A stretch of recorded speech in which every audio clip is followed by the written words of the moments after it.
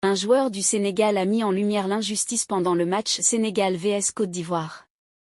Restez jusqu'à la fin pour connaître si la victoire ivoirienne sera annulée au vu de tout ce qui se passe. Durant le choc entre le Sénégal et la Côte d'Ivoire, l'arbitre de la rencontre a notamment pris une décision qui a choqué tout le monde.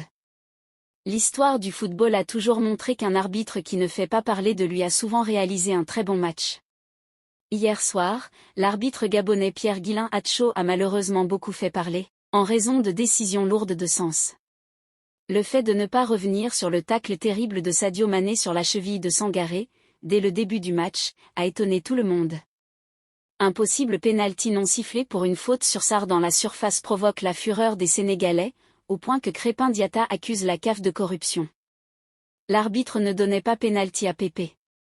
Mais la décision de Pierre-Guilain Atcho qui suscite le plus de polémiques ces dernières heures, c'est le pénalty accordé à la Côte d'Ivoire pour une faute d'Edouard Mendy sur Nicolas Pépé.